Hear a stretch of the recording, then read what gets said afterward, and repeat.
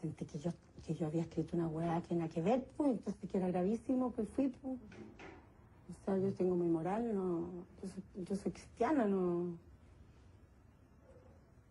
Yo la vi muerta. Creo que fui de las pocas que la vio en la muerte.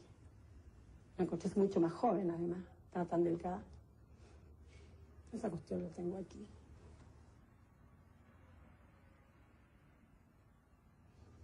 No, yo le fui a pedir perdón a esa gente. ¿Sí? Se presentó que era periodista como corresponde y nos dijo, de que ella había estado antes que levantaran el cuerpo cuando estaba en la playa todavía. Entonces que ella la había visto, que había quedado bien, que se notaba que era una persona buena moza, que tenía bonita piel. Esa fue la conversación. Nos escribió en esos aspectos. Y que nos decía esto para que nosotros nos tranquilizáramos, quedáramos más tranquilos. Quedamos tranquilitas. Eso fue una cosa así, no fue más. No, estaba totalmente desfigurada. Estaba con... La expresión de su cara fue muy terrible. Muy terrible, porque la verdad que tenía una expresión de dolor, de espanto, de horror. Una cosa muy terrible tenía la expresión de su cara con los ojos desorbitados, porque parece que ella todo lo vio. Lo que pasa es que, yo te voy a decir una cosa, lo que pasa es que yo escribí que era una niña joven, ¿ah? Porque yo la vi joven, pero era que estaba flaca, porque quizás cuánto tiempo la habían tenido presa que no comíamos, ¿entendí? Y en la ligereza que uno puede tener para escribir.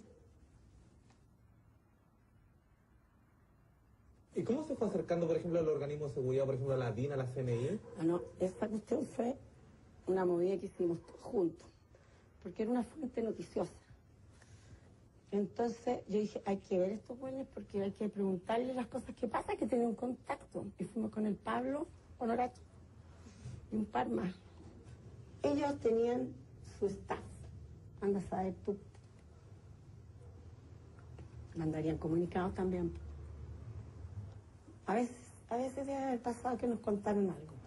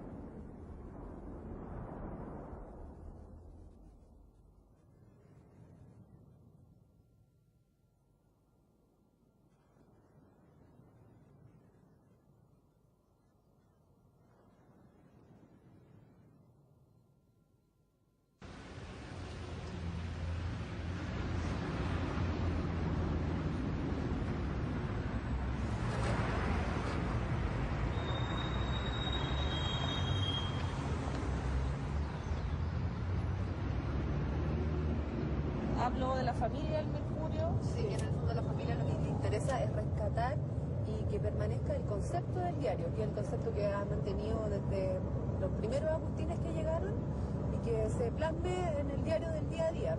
Claro, que es capaz de... el Mercurio es como un tronco en torno al cual es capaz de aunar voluntades políticas, sociales, educacionales, por eso etapa ciudadana. Lo que pasa es que el Mercurio es... hoy día es el referente.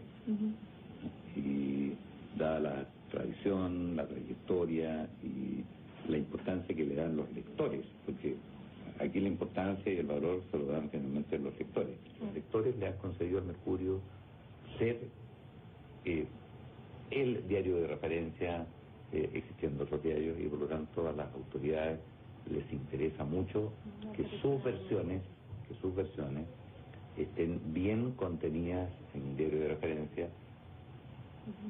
Y el Mercurio ha sido el diario de referencia, y en todas las encuestas, en todos los estudios siempre aparece como el diario de referencia de Chile.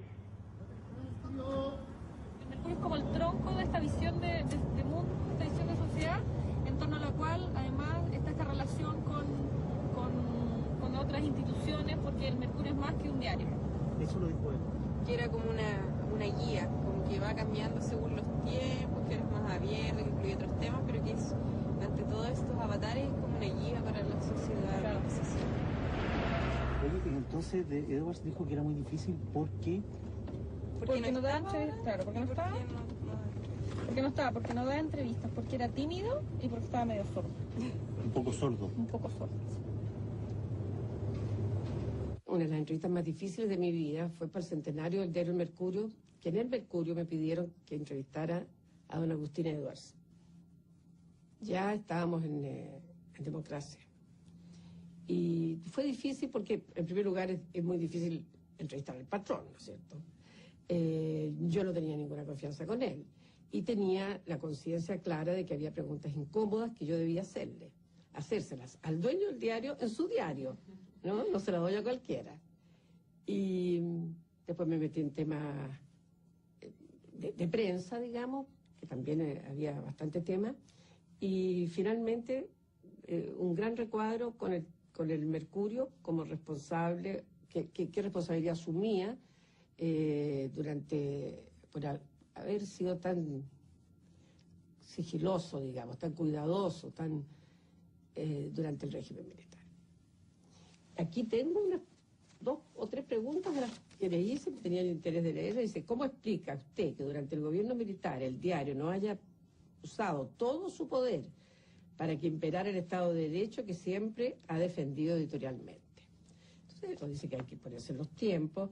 Hubo censuras, bandos, decretos excepcionales. Era muy difícil o imposible la investigación periodística. Pero finalmente no fue por temor ni por presiones que publicáramos poco de lo que ahora sabemos, sino que porque no teníamos información seria sobre las acusaciones que en ese tiempo circulaban como rumores imposibles de confirmar.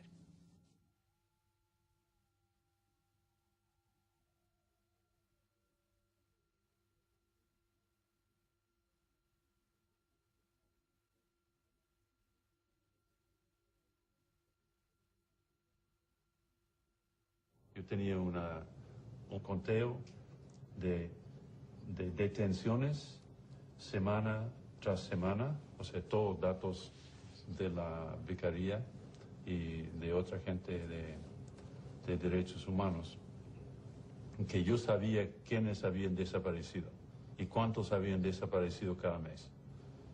Eso o sea, mientras estaban desapareciendo, yo estaba haciendo ese conteo.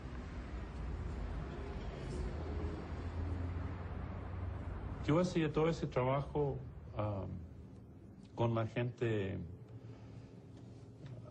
de derechos humanos. Aquí en Chile, como yo creo que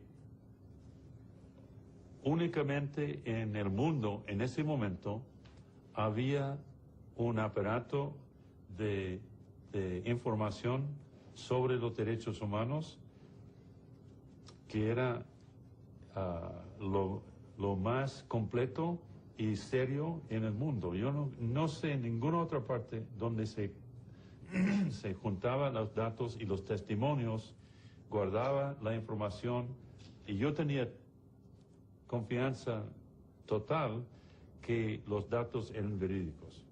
El principal objetivo en ese momento de la vicaría era el amparo, amparar a las víctimas, salvar a la gente, ¿no? Antes que denunciar.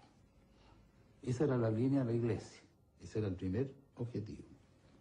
Pero obviamente hubo un segundo objetivo que fue, entendiéndose que era necesario, ¿no?, para detener esta política represiva de carácter criminal, que era la información. Y entonces se creó el boletín Solidaridad en la vicaría, el año 76. Este boletín sí se enviaba a todos los medios de comunicación, era un boletín público, y dentro del listado, ¿no es cierto?, de la gente que recibía el boletín no solamente estaba las embajadas, ¿no es cierto?, bueno, la iglesia, por supuesto, los organismos internacionales, en fin, también estaban los medios de comunicación.